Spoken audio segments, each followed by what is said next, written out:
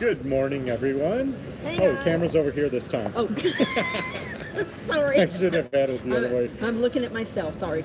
Good morning, everyone. We are live from Houston, Texas.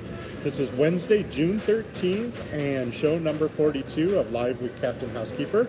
And as promised, I'm here with my friend Cheryl from the Woolen Hook. We just had an amazing brunch. Oh, good morning, Donald. Donald's from Wisconsin. Hey, Donald. Hi, Don. We had an amazing breakfast, but it was actually brunch because this place doesn't open till 10. And so I had an egg salad sandwich, so I'm sitting real close. So I'm sure I'm smelling fresh this morning. Lovely. Good morning, Patty. Good morning, Angela. Good to see you. Angela's from Round Rock. Oh, very nice. Isn't that cool? We're all going to come stay with you, Angela. Yay. And go junking. It's the only reason I don't go. There's no place to stay. Anyway, so we're here with Cheryl. Cheryl just got back from a road trip. She drove out to North Carolina or something? Sparta, North Carolina.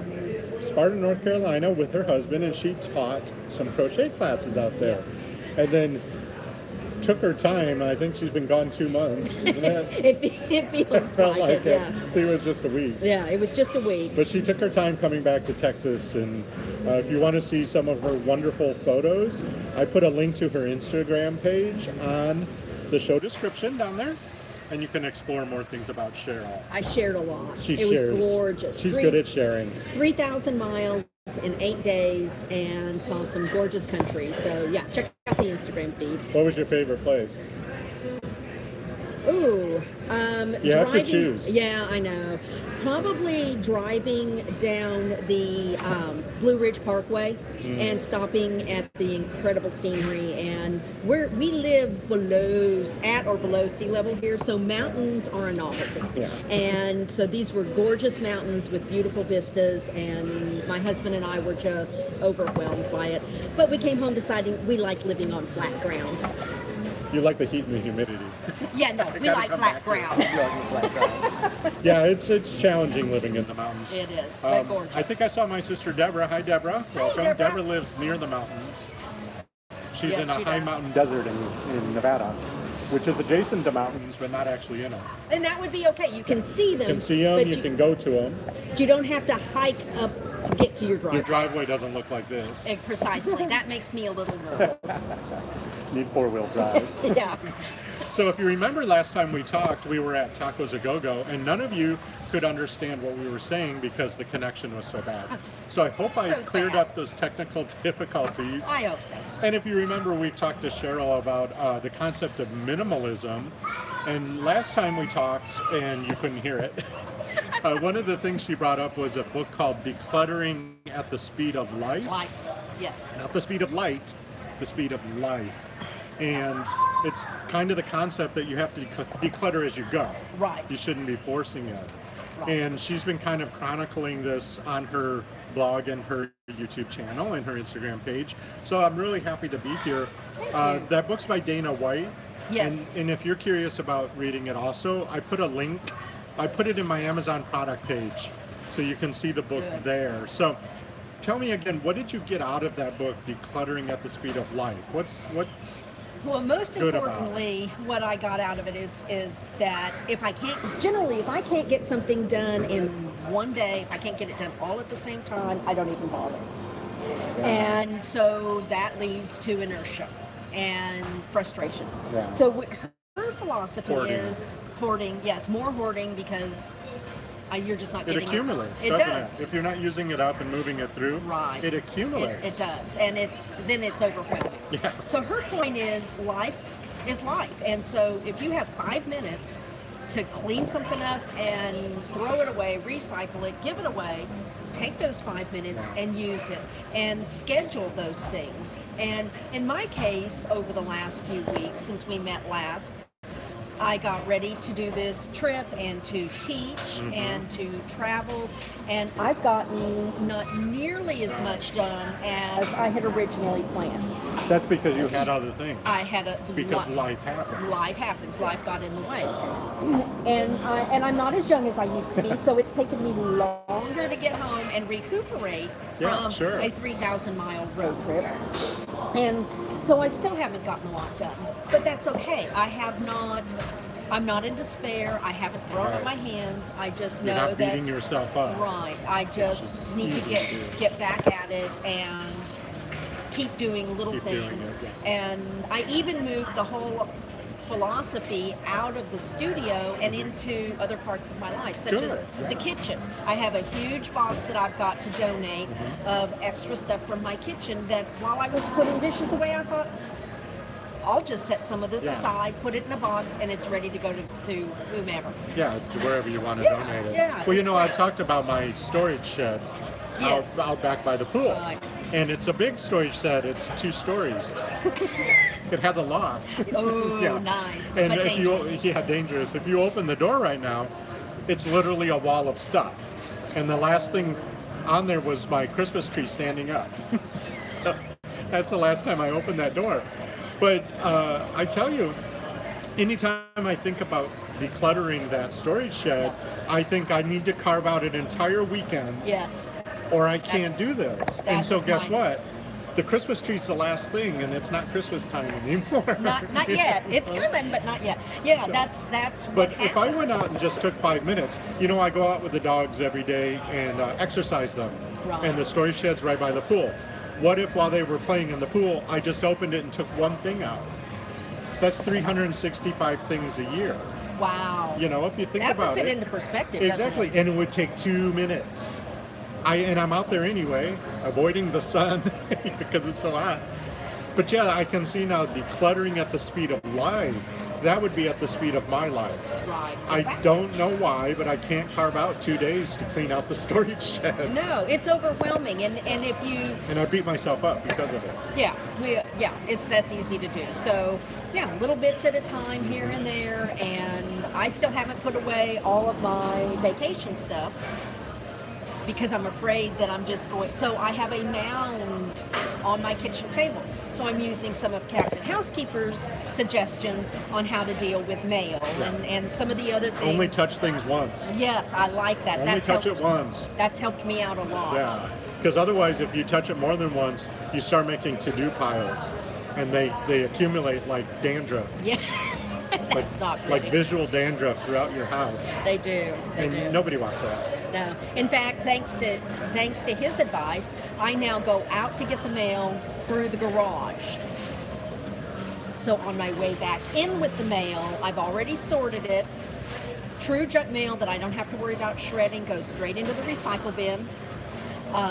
Things that I can just tear in half and throw, I do. And then the rest of it comes in the house, either to be gone through by my husband, who gets to deal with all the yucky stuff, and or shred. You mean the bills? The bills, yeah, that stuff. I don't have to do that anymore.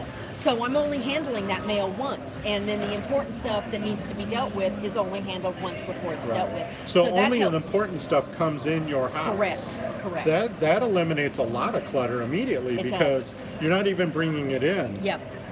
Donald says he's learning to let go of things that have memories attached to them. You know, a really good way to do that, because it's so hard to do, and I have generations of stuff in my house now. Me too. A really good thing to do is to take good photographs of them.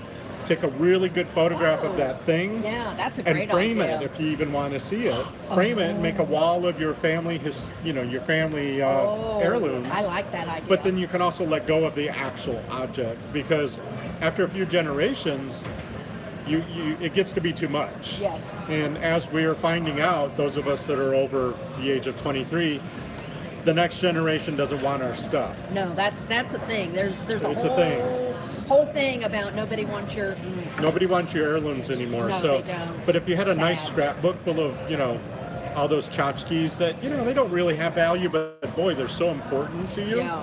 And then you can flip through them and really enjoy them still without having to dust them. That's a great idea. I have a friend who is in the process of doing that with photographs, and she's actually throwing away lots of old family photographs because she's got so many that they don't have importance anymore. She's keeping some photographic records of her family, but not every single moment like she had. And you can scan that and make digital scrapbooks. Precisely. And that takes up no space, just, digital space. So that's good. Another thing that has developed in Cheryl's world that I'm really curious about is she started a website called Live Like a Weed. Live like a weed. You know, like a weed, not a flower, a weed. You know, like a dandelion's a weed. Yes. So I'm really interested what this concept of living like a weed means to you. In watching, preparing for a video, I ran across a story about a lady named Trudy in Australia who is 102 and an artist. She didn't start painting until she was 65. When she was a child, her father said, no, that's not acceptable as a career. Married a man, never did her art. As soon as her husband passed away and she was free to be herself, she became an artist. And she said she always felt like a misfit in her family, a little different. Nobody really understood her, and she likened it to being a weed. And I took that idea and I really thought about it and realized we all have weed-like characteristics. Yeah. And how important is it to realize that if we embrace all those unique qualities that are us, and what a difference it can make in our lives. And so that was the basis of it. And I started an Instagram feed with pictures of weeds and quotes over them, and I've now built a website, and I don't know where it's going to go. But there's a link to her website in the show description if you want to check it out. Please check it out. The thing about weeds is it doesn't matter where that weed is growing. It can grow out of the concrete, or it can just grow on the side of a wall, and it still blooms. Yes. And it still has it fulfills its life purpose. It doesn't matter if it got, a lot of people are born into a lifestyle that is rich soil. And so of course they're going to bloom, but most of us have to make our way. We have to push through the concrete. Exactly. But we can still do it. We can still do it. And we can still bloom. My husband laughed at me the other day, and he said, "What are you doing?" And I said, "I'm reading about weeds." And when I read some of the characteristics of a weed, they thrive. They're resilient. They spread their seeds so that there can be more of them. And it just resonated with my heart that as human beings, we should be doing that same thing. And life around you may not be exactly what you want it to be. And it's never going to be. It's never going to be, but it's how you live in those circumstances that determine your personal success as well as the overall quality of your life. And, for example, Drew and I talk all the time. If we had a choice, would we live in Houston, Texas? Oh, yeah. As compared to some other beautiful, more temperate climate places? Places without hurricanes? Yes. There are many. Yeah. But this is where we live. But this is home. So do we sit here and we bellyache and look on Zillow all the time to see if there's a house somewhere else that we could live in? Or do we live in the house we live in and thrive and bloom? Exactly. And and I have come full circle because I'm a chronic the grass is greener type person. Well, I think we all are. And I finally have come to the conclusion that I am here in my house in a suburb of Houston, Texas for a reason. And so I'm embracing that, and rather than whining about it. Whining is not attractive. No, and it just causes wrinkles. Yes, and it needs wrinkles. We got enough of those. My fat fills out most of my wrinkles. All right, folks, I'm sure a lot of stuff went past. We'll catch up, but I'll have Cheryl answer some of your questions when we go back and review it in the future. Would love to. Make sure you check out the show description. You can get a link to Cheryl's website, her Instagram page. And if you look on my Amazon product page, I do have that book, Decluttering at the Speed of Life there, if you want to check it out. I'm going to get it. It looks like a really, really good book. And, Cheryl, just because you're in charge of your house doesn't mean you have to do everything. I don't have to do everything. Automate and delegate. I'm actually starting to get emails from people that have automated and delegated and with success. So, you have to be clever about it. Yeah. Sometimes you have to beg and barter or do something, but you can get others to help you, and that'll make everybody's life better. I think that should be a t-shirt. What? Automate and delegate. Automate and delegate. I'll put that in my in my merchandise. There you go. You can get the Fantastic Day stuff, but I'll put automate and delegate. Yeah, I'd wear that one. And then on the back it'll say, I don't have to do everything, but I'm in charge. I like it. I love that idea. Okay, say it with me, everybody. No matter what life throws at me, I have the ability to make this a fantastic day. Okay, I love you guys. Bye. Let's say goodbye to Cheryl, and we'll see you Bye, next guys. time. See you Bye, next everyone. time.